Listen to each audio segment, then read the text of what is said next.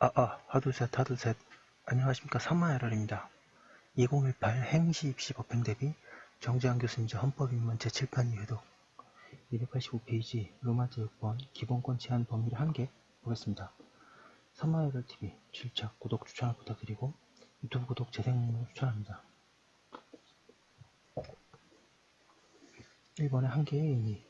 앞에 본 의회 유보의 원칙. 기본권 제한 범위를 갖추어야 할 요건인 일반성, 추상성, 명확성의 요건 정도 한개의 문제이다. 여기서는 그 외에 중요한 한개 원칙인 비례의 원칙, 본질적 내용 침해 금지 원칙 등을 별도로 하나의 항목으로 묶어서 고찰한다.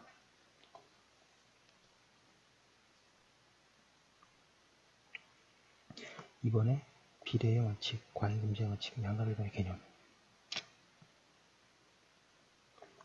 기본권 제한 사유인 국가의 안전 보장, 질서 유지 또는 공공복리를 위하여 필요한 경우라고 하더라도 무조건 기본권 제한 가능한 것이 아니라 그러한 목적에 부합되고 그 목적을 달성할 수 있는 효과를 가지는 제한 방법을 강구하여야 하며 그 제한의 정도의 가능성에 상응한 정도의 제한만 하여 가능한 한 필요 최소한의 기본권 제한에 그쳐야 하고 기본권 제한으로서 오는 공공의 이익이 제한당하는 개인의 이익보다 많아야 한다는 원칙을 비례 원칙이라고 한다. 이 원칙은 기본권을 제한함에 있어서 가장 중요한 한계를 설정하는 원칙이다. 실제 우리 헌재가 기본권 제한의 한계를 일탈했는지 여부를 판단하는 심사에서 비례 원칙을 적용하여 심사한 판례들이 많다.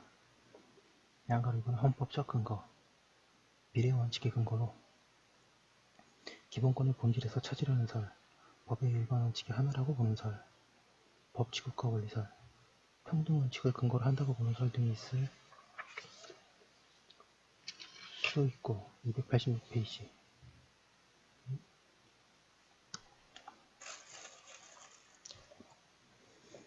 우리 헌법의 경우 제37조 2항이 필요한 경우에 하나에서 찾는 견해가 있다. 우리 헌법재판소는 헌법 제37조 2항이 요구하는 과잉금지의 원칙, 헌법 제37조 2항에서 정하고 있는 기본권 제한의 한계인 과잉금지의 원칙이라고 하여 헌법 제37조 2항을 비례원칙의 헌법적 근거로 본다. 한편 비례원칙이 법치주의의 요소 내지 내포라고 본다면 우리 헌법상의 법치주의의 근거는 헌법 제37조 2항이고 비례원칙의 근거를 헌법 제37조 2항이라고 볼 수 있다. 양가로 3번에 비례원칙의 요소, 과잉금지의 요소. 학설로는 비례원칙의 요소들을 나름대로 정립하는 견해도 있다. 우리 헌재에는 사후 요소를 확립하고 있다. 확립입니다. 어느 정도 결정이 된 거라서 이대로 암기해 두시면 좋습니다. 헌재는 이 과잉금지 요소로서 목적의 정당성, 2번 방법의 적절성, 3번 피해의 최소성, 4번 법익의 유용성을 들고 있다. 목방, 피법 이렇게 외우면 좋습니다. 그 요소들에 맞는 제한인지 여부를 심사를 통하여 문제되고 있는 기본권 제한 법률의 합헌성 여부를 심사하고 있다. 판례 보겠습니다. 과잉금지 원칙의 4요소 동그라미 1번은 목적의 정당성, 동그라미 2번의 방법의 적정성, 동그라미 3번의 피해의 최소성, 동그라미 4번의 법익의 균형성. 관련 설시 요약. 국가 작용 중에 특히 입법 작용에 있어서의 과잉금지 원칙이란 국가가 국민의 기본권을 제한하는 내용의 입법 활동을 함에 있어서 준수해야 할 기본 원칙 내지 입법 활동의 한계를 의미하는 것으로서 국민의 기본권을 제한하려는 입법의 목적이 헌법 및 법률의 체제상 그 정당성이 인정되어야 하고 목적의 정당성, 그 목적의 달성을 위하여 그 방법이 효과적이고 적절하여야 하며 방법의 적절성, 입법권자가 선택한 기본권 제한의 조치가 입법자가 선택한 기본권 제한의 조치가 입법 목적 달성을 위하여 설사 적절하다 하더라도 가능한 한 보다 완화된 방법, 형태나 방법을 모색함으로써 기본권의 제한은 필요한 최소한 데 그치도록 하여야 하며 피해의 최소성, 그 입법에 의해 보호하려는 공익과 침해되는 사익을 비교형량할 때 보호되는 공익이 더 커야 한다. 법익의 균형성은 법치국가의 원리에서 당연히 파생되는 헌법상의 기본 원리 하나인 비례 원칙을 말하는 것이다.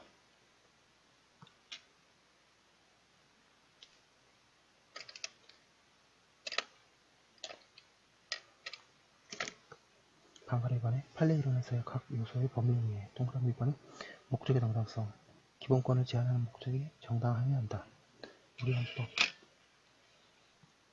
287페이지 제37조 2항은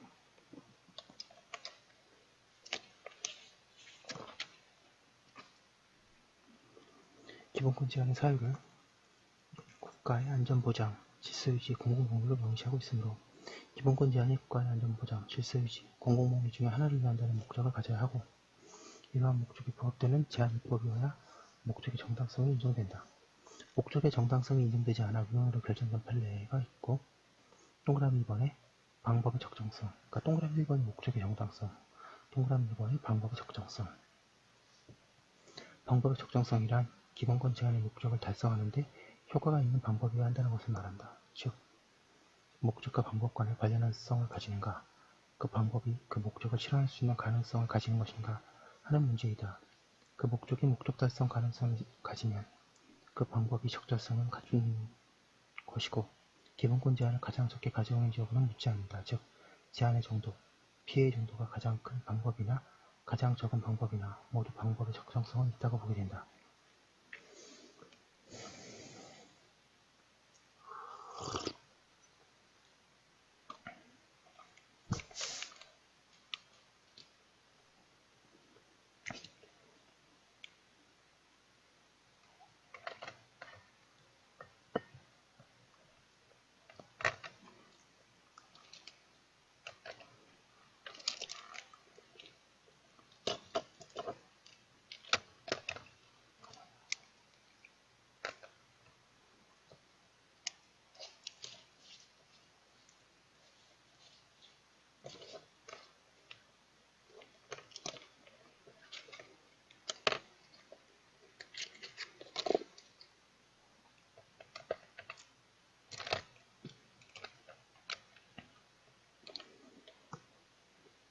방법의 적절성이 없다고 하면 결정이 여기 있습니다.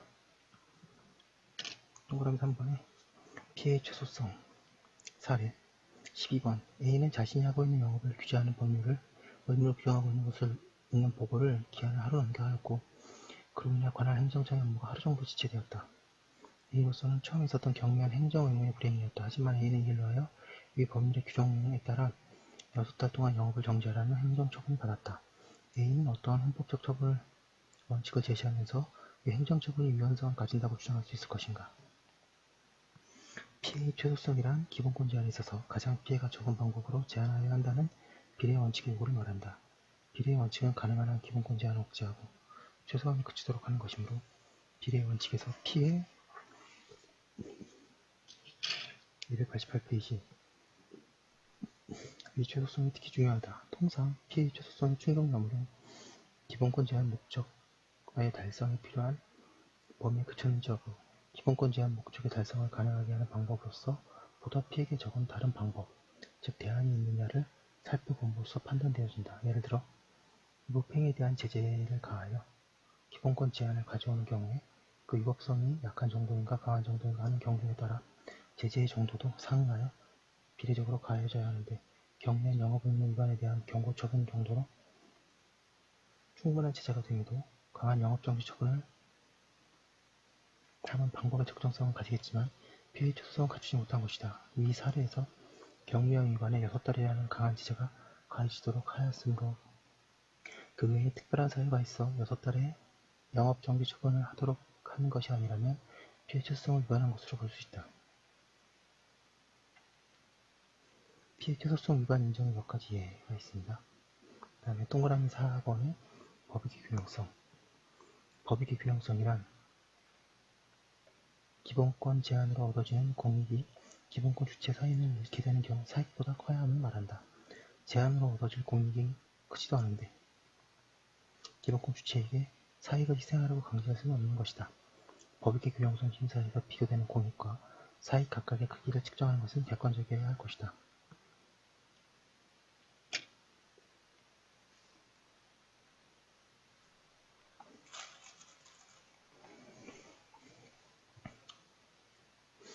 법익 균형성에 대한 판단례는 많다. 양가로 4번에 헌법재판에서의 적용, 심사의 정도. 헌재 판례에서 비례심사를 행하는 경우는 많으나 헌재는 기본권의 종류에 따라 합리성 심사의 완화 심사에 그치고 사형소 비례원칙 심사의 원격 심사를 하지 않는 경우도 있다. 289페이지.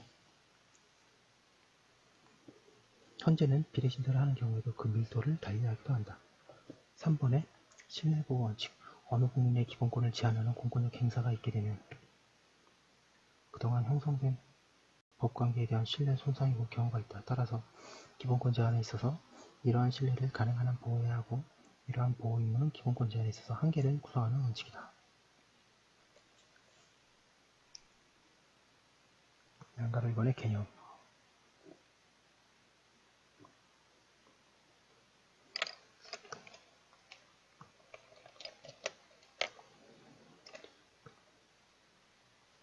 신뢰보호 원칙이라 함은 어떠한 법률 등 국가재경으로 인한 형성된 권리관계가 이외의 새로운 법률이나 국가작용 등에 의해 기존의 그 권리가 깨트려지지 않고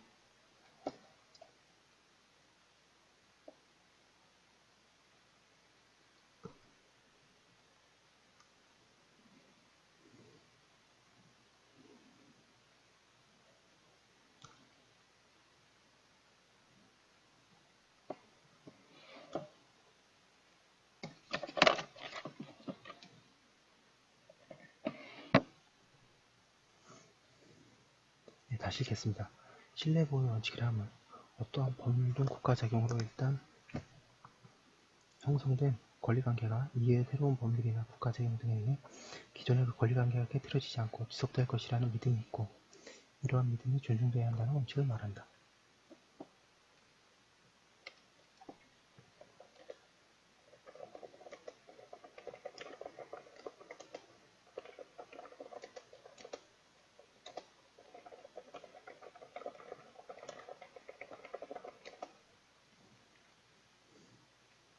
양가로 1번의 근거, 법치주의에서 파생. 우리 현행헌법에 신뢰보호 원칙을 직접 명시하고 있는 규정은 없다. 신뢰보호는 기존의 법률 상태를 보장, 존속을 기대하는 것이므로 신뢰를 가지는 주체에 대하여 법적 안정성을 의미한다. 법적 안정성은 법치주의의 기초라는 점에서 신뢰보호 원칙은 법치주의에 근거한다고 본다.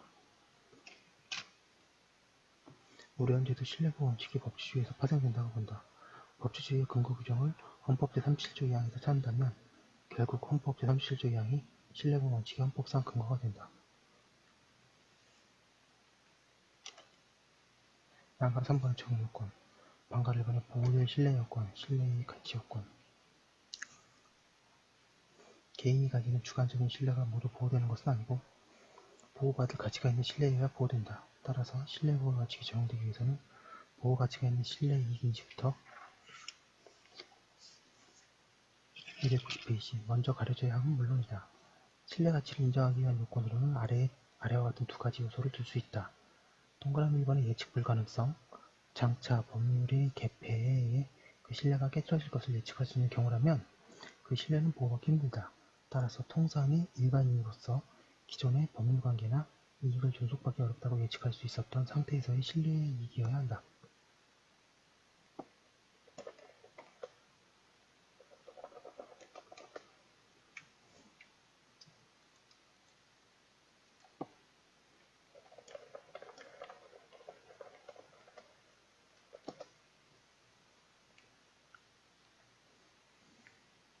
동그라미 2번 법률이 신뢰나 기대를 가지도록 의도하였거나 또는 유발시킨 결과로서 신뢰나 기대가 형성되었을 것을 요한다. 현재도 개인의 신뢰이익의 보호를 정함에 있어서 위와 비슷한 기준을 제시하여 판단한 바 있다.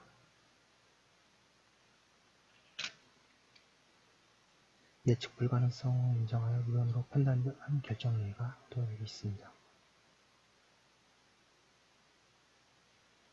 국가에 의해 유인되거나 부여된 신뢰임을 인정한 결정예, 국세 관련 경력 공무직에 대한 세무사 자격 자동 부여제의 폐지로 인한 신뢰 침해. 다음에 방가로 2번의 신뢰보호 원칙 위반 여부, 판단 기준, 동그라미 2번의 이익 형량. 공법에서 신뢰 보호의 인정 여부는 일반적으로 이익 형량의 방법에 따라 판단된다.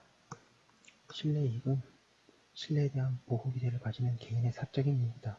신뢰를 침해함으로써 거두려는 공익과 서로 비교하여 공익이 클 때 신뢰 침해가 가능하고 사적인 신뢰 이익이 더 클 때에는 그 신뢰가 보호되어야 한다. 헌재의 판례론도 그러하다. 헌재는 신뢰보호 원칙의 위반 여부를 가리기 위해 한편으로는 침해받은 이익의 보호가치, 침해의 중한 정도, 신뢰가 손상된 정도, 신뢰 침해 방법 등과 다른 한편으로는 세입법을 통해 291페이지 실현하고자 하는 공익적 목적을 종합적으로 비교 협량해야 한다고 한다. 위헌 결정 내 최고보상 제도의 시행 이전에 이미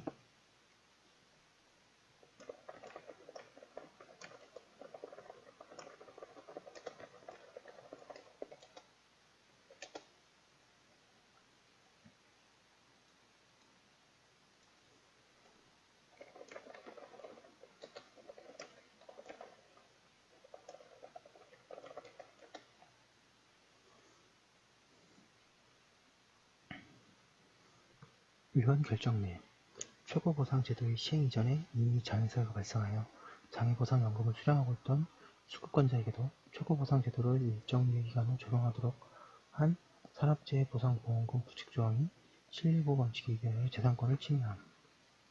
동그라미 2번의 유예 규정의 설정. 종래 해운동 활동을 일정 기간 그대로 잠시만요.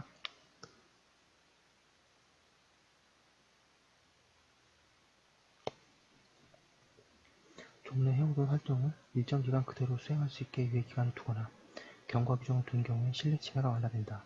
헌재도 유예기간의 설정, 경과 조치 여부 등에 대해 살피는 판단을 하고 있다. 유예기간을 두지 않아 위헌으로 본 결정 내 양가로 4번에 신뢰보호 원칙과 소급표 문제. 소급표에 의한 기본권자는 기존의 법률관계를 파기하는 것이기에 신뢰를 깨뜨리는 결과를 가져오므로 신뢰보호 원칙은 소급표 입법에서 많이 문제되고 관련성이 크다.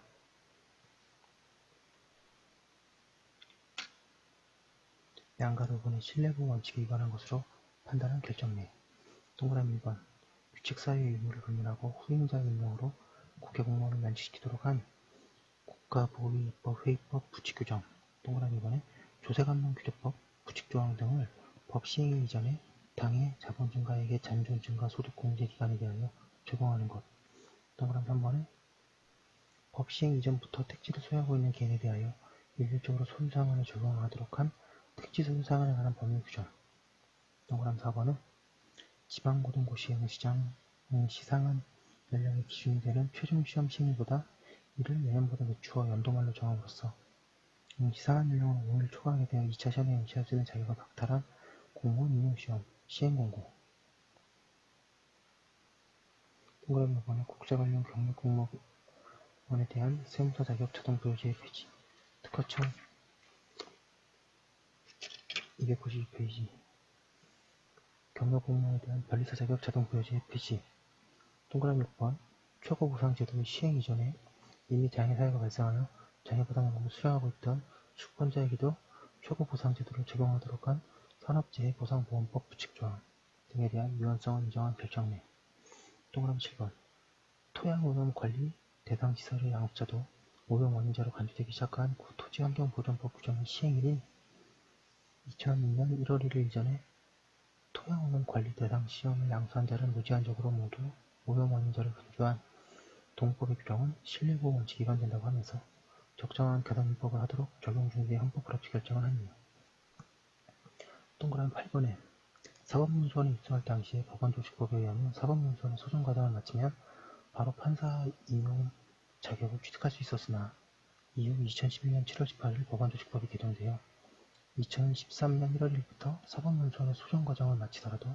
일정 기간 이상의 법적 능력을 갖추어야 판사로 임용될 수 있게 되는데 헌재는 그러한 부칙 규정이 2011년 7월 18일 당시 사법연수원생의 신분을 가지고 있었던 자가 사법연수원을 수료하는 해에 판사 임용에 지원하는 경우에 적용되는 한 신뢰 보호 원칙에 반하여 헌법에 위반된다는 한정용 결정을 한 예 등이 있다.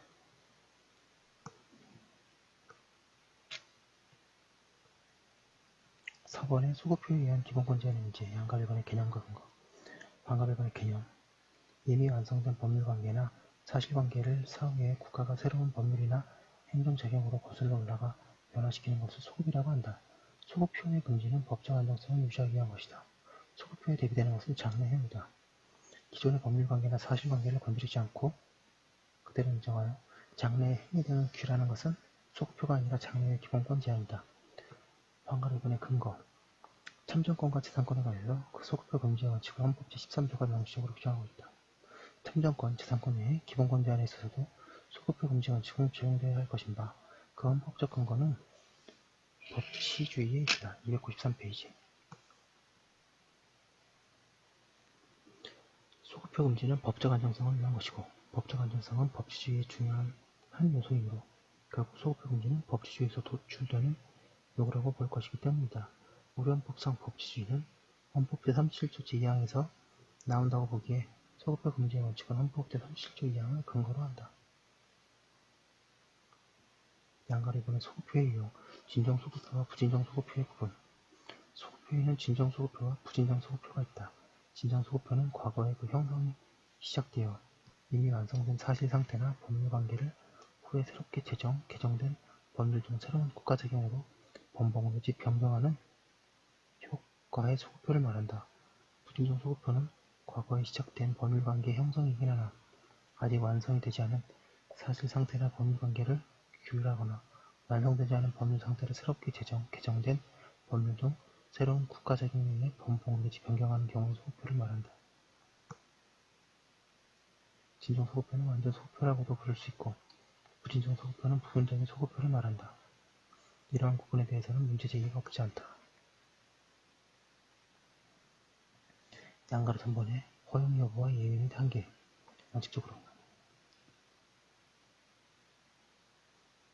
원칙적으로 진정소급표 입법은 허용되지 않고 부진정소급표 입법은 허용된다. 현재도 그러한 입법이다. 입장이다.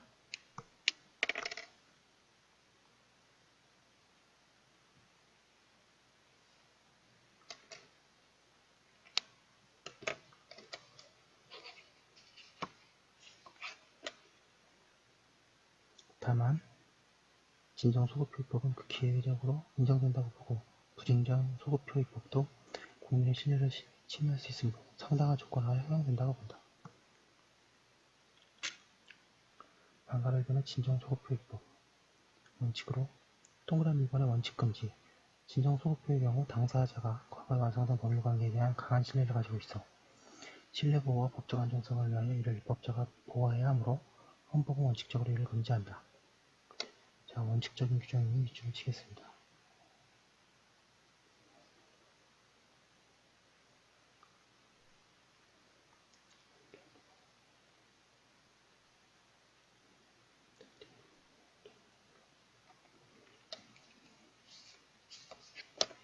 현재의 판례도 헌법 제13조 2항에서 금지하는 소급입법이란 진정소급표입법이라고 보고 진정소급표입법의 경우에는 원칙적으로 금지된다는 입장이다. 동그라미 2번의 예외적 허용 현재는 진정소급입법이 원칙적으로 금지되나 예외적으로 허용될 수 있다고 보고 그 예외 사유를 다음과 같이 설정하고 있다. 동그라미 1번에 국민이 소급입법을 예상할 수 있었거나 법적 상태가 불확실하고 혼란스러웠거나 하여 294페이지 우호할 만한 신뢰이익이 적은 경우와 동그라미 2번에 소급입법에 의한 당사자의 손실이 없거나 아주 경미한 경우 그리고 동그라미 3번에 신뢰보호 요청에 우선하는 심히 중대한 공익사항의 사유가 소급입법을 정당화하는 경우 등이라고 한다. 방가로마 7번 유헌결정례로 동그라미 1번에 개정 전 정정보도 청구에 의한 개정법의 적용 현재는 구 언론중재 및 피해자 구제 등에 관한 법률 부칙 제2조 본문은 동법의 시행 전에 행하여진 언론보도에 대해서도 정정보도 청구권의 성립요건과 정정보도 청구 소송의 심리 절차에 관하여 동법이 소급하여 적용되게 함으로써 이미 종결된 과거의 법률관계를 소급하여 새로이 규율하는 것이기 때문에 소위 진정소급입법에 해당한다고 보았고 이러한 진정소급입법을 예외적으로 허용할 특단의 사정도 인정되지 않는다고 판단하여 위원으로 결정하였다. 동그라미 2번에 국법하에 발생된 하자의 담보 책임 기간을 신법으로 축소한 경우 현재는 공동주택의 하자 담보 책임 기간이 신법에서 축소되었는데 신법 부칙조항은 국법하에서 발생한 하자에 대해서도 신법이 적용되게 하여 진정소급입법으로서 국법 아래에서 적법하게 발생한 하드담보 청구권을 소급하여 박탈하여 신뢰를 심각하게 침해하는 것이어서 신뢰보호 원칙에 반한다고 보아 위헌 결정을 하였다. 동그라미 3번에 공무원연금 감액조항을 소급하여 적용하도록 규정한 공무원연금법 부칙조항 진정소급입법인데 예외적으로 허용되는 경우에도 해당되지 아니하므로 위헌이라고 결정하였다. 동그라미 4번에 부당 환급받은 세액을 징수하는 근거 규정인 개정조항을 개정된 법 시행 후 최초의 환급세액을 징수하는 부분부터 적용하도록 규정한 법인세법 부칙규정은 진정소급표 입법으로서 위헌이라고 결정되었다.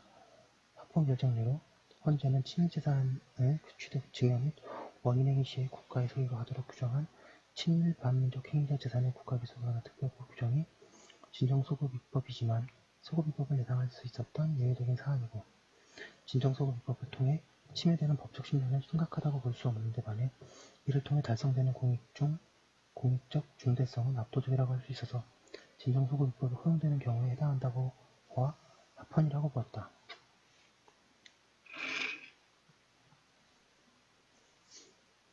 295페이지 반가로 1번의 부진정소급표입법 동그라미 1번의 원칙과 허용 부진정소급입법은 그 변경대상이 아직 완전한 법률관계를 형성하는 것이 아니기에 그 보호가 강할 수는 없고 일반적으로 허용된다.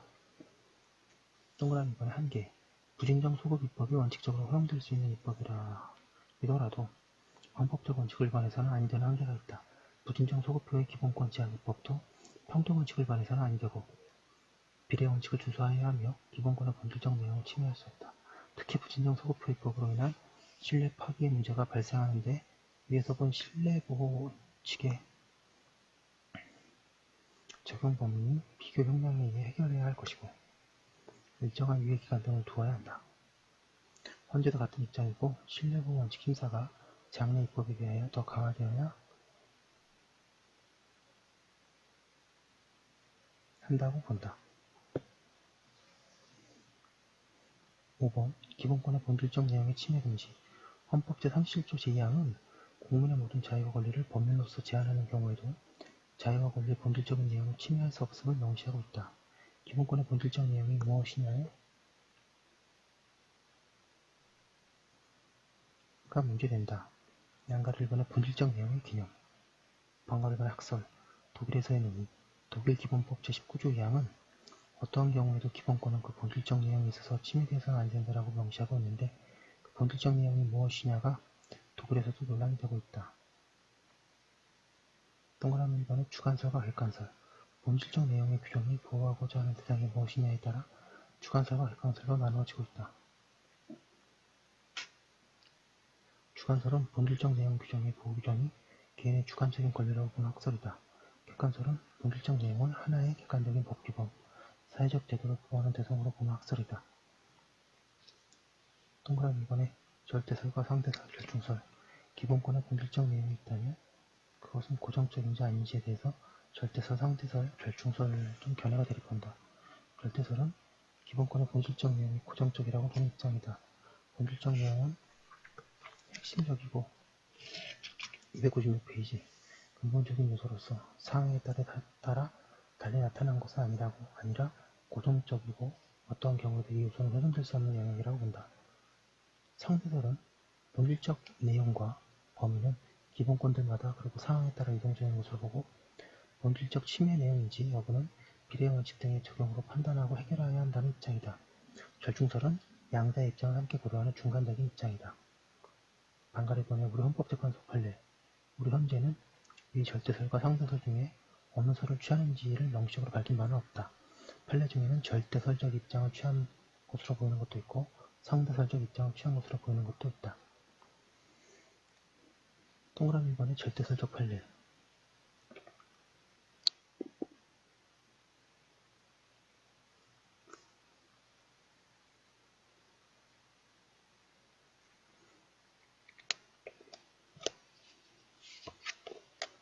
절대설적 판례 우리 헌재는 토지재산권의 본질적인 내용이라는 것은 토지재산권에 해기되는 실질적 요소 내지 근본 요소를 뜻하며 따라서 재산권의 본질적인 내용을 침해하는 것이라고 하는 것은 그 침해로 사유재산권의 유형이 유실해지고 사유재산 제도가 형이화되어 헌법이 재산권을 보장하는 궁극적인 목적을 달성할 수 없게 되는 지경에 이른 경우라고 할 것이다. 라고 판시한 바 있다.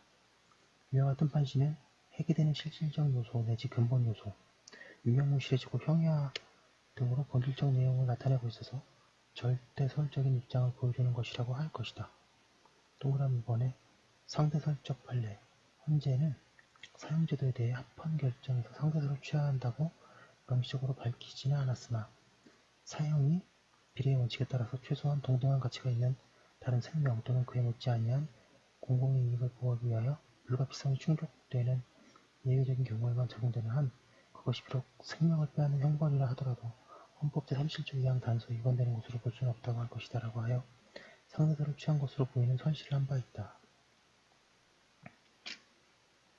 난가로 이번에 본질적 내용 침해 금지 규정의 성격.